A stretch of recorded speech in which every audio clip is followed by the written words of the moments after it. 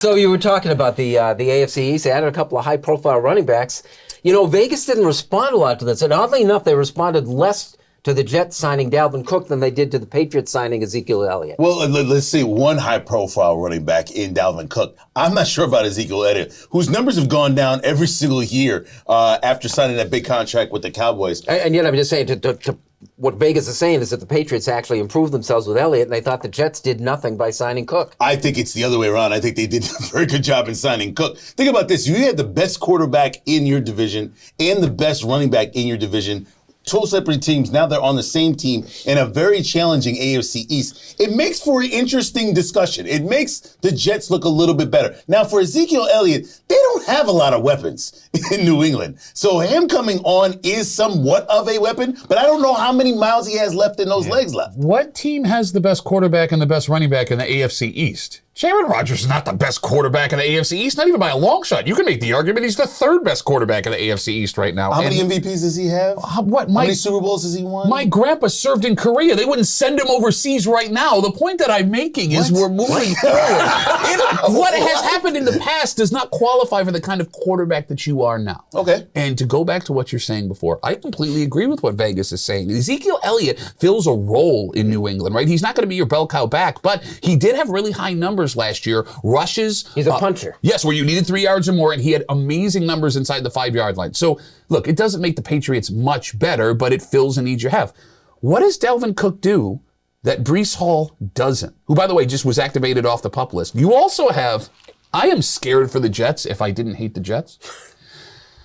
You have a quarterback that's a megalomaniac that's now starting to become obvious if you're watching Hard Knocks, okay?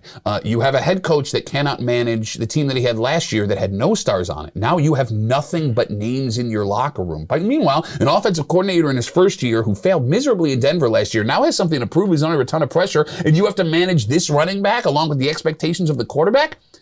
This reeks of Philadelphia, late 2010s? The super team thing?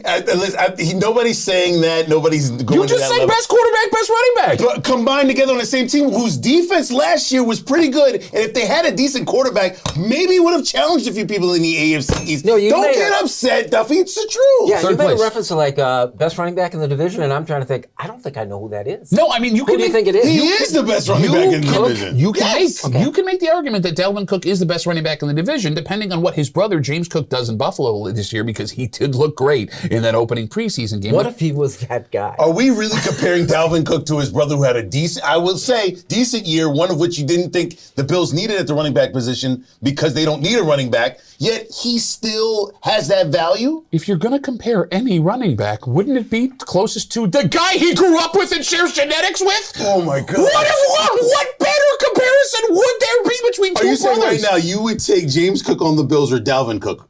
Well, let's put it this way. The Bills had the opportunity to go get Dalvin Cook. They did. And they didn't. They stuck with James Cook. So what does that tell you? Different direction, because we all had a chance to see him. What do you think of the Richardson kid for the Colts? I thought he was flash. I thought he was pretty good. I mean, obviously the first play interception did not look great. But think about it. It's his first NFL preseason game. It's first chance to see him. I get it. He had a series. I think it was the third series. He looked pretty good moving the football. Now, remember, they already announced him as a starting quarterback, so the Colts, this is what they're at. Yeah. If they got a running back in Jonathan Taylor who comes in, maybe the Colts might be better than they are right now. But if it's all on this kid, he's going to make a lot of mistakes. He's going to go throw a lot of picks. He is going to be exciting. The comp you hear most often is Josh Allen. Yeah, but I mean, that's the comp you're going to get for any big guy that's unproven coming in the league. And that can run. Exactly. Like, Phillip Rivers would have been Josh Allen coming in the league. Ben Roethlisberger would have been Josh Allen coming in the league. I'm just saying, it's the same size. He does have a good arm. Richardson does have a great arm. Look, I mean, the Colts are doing it the right way. You're going to live and die with this pick, which you should when you take him 4th overall. So you take your lumps this year, you see what the kid can do, you try and protect him the best you can, and hope that he takes that